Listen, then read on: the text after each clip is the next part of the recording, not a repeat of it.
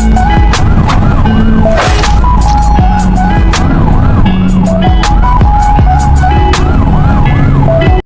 day and good news to all applicants this year 2026. So ayan, new positions equivalent to 10,077 sa lahat po ng MUP. Okay?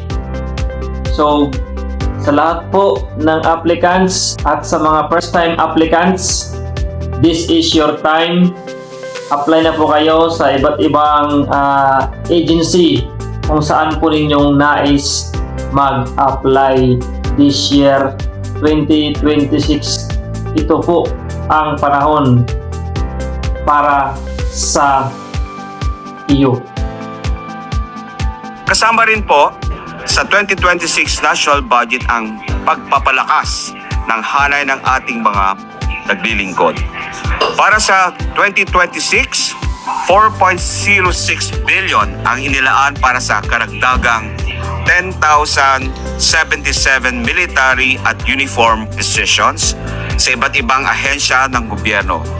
Mga posisyong nagpapagaan ng bigat ng trabaho at magpapatibay sa kakayahan ng ating hanay na tumutugon sa panganib at sakuna.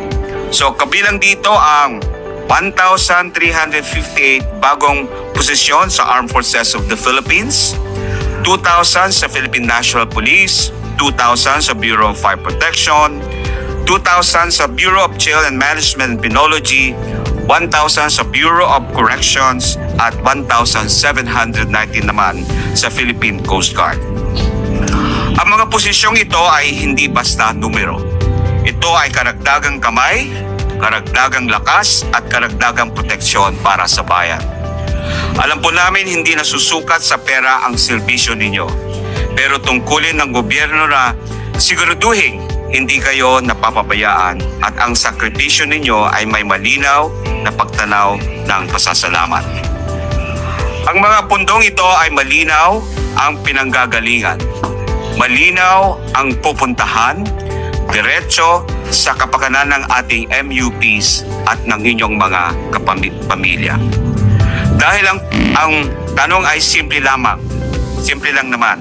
Paano ka nga naman magsisilbi ng buong tapang kung ang sarili mong pangangailangan ay napapabayaan? Sa budget ng 2026, malinaw ang sagot ng pamahalaan. Ang naglilingkod ay aalagaan. Ang nagbabantay sa bayan ay bibigyan ng sapat na suporta. Sisiguraduhin ng gobyerno na may likurang kayong masasandalan. At sa punto ito, mahalaga rin linawin ang ilang aligasyon na lumalabas po. Hindi po totoo ang mga sinasabing maantala o maapektuhan ang salary increases at retirement na benefits o pension ng ating military at uniform personnel. Ang sinasabi pong naalis umano sa personal services requirements sa ilalim ng unprogrammed appropriations ay hindi po literal na tinanggal o kinansila. Ang halagang iyon ay para sa subsistence allowance increase ng mga MUPs at nilipat lamang mula sa miscellaneous personal benefit fund patungo sa kani-kanilang agency budget. So ang hakbang na ito ay bahagi ng patakaran ng pamahalaan na ilagay ang mga regular na benepisyo sa mismong ahensyang nagpapatupad upang ang paglabas o paglalabas at paggamit ng pondo ay diretso, mas mabilis at malinaw. Ikalawa, ang salary increases ng mga kasalukuyang kawani ng gobyerno, mapasibilyan employees man o uniform personnel, ay nakapaloob na po sa budget ng kanilang ahensya. Hindi ito tinanggal, hindi ito ipinagpaliban, at hindi maapektuhan ang sahod ng mga kasalukuyang empleyado.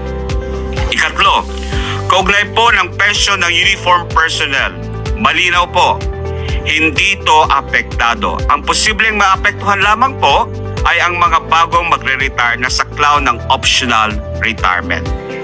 Ngunit nais pong linawin ng DBM na ang pamahalaan ay may special purpose funds kabilang na ang miscellaneous personal benefit fund at ang pension and gratuity fund upang matiyak na may sapat na mekanismo para tugunan ang mga karagdagang pangangailangan ng ating MUPs kung kinakailangan.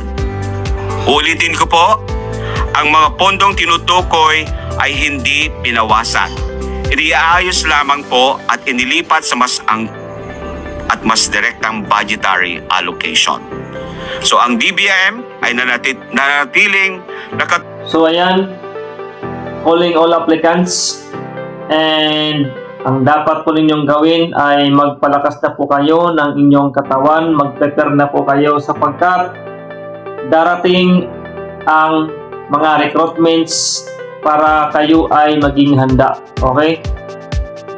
Mag-review kayo sa mga dapat i-review, yung inyong mental health, palakasin ninyo yung inyong emotional, physical, and spiritual aspect ng inyong buhay. Para kahit na kayo ay matanggap na at dumaan kayo sa matinding training na hindi po kayo susuko. Kasi yung nangyayari po, ang masamang nangyayari, nakakalungkot lang isipin na mayroon pong natatanggap at marami po yung nag-quit, nagre-resign at umaayaw during sa training.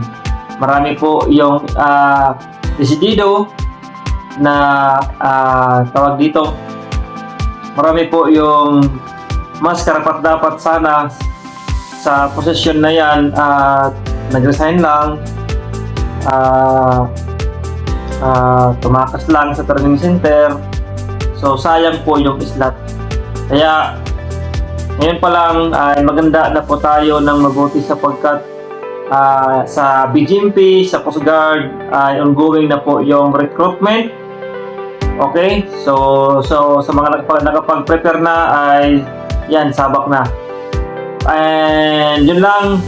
Huwag kalimutan palaging manalangin at tumingin ng lakas sa ating Panginoong Diyos. And of course, don't forget to subscribe kung hindi ka pa nakasubscribe, and share na rin po sa inyong mga kaibigan kung nagustuhan mo yung ganitong mga content at mga video. Okay? God bless.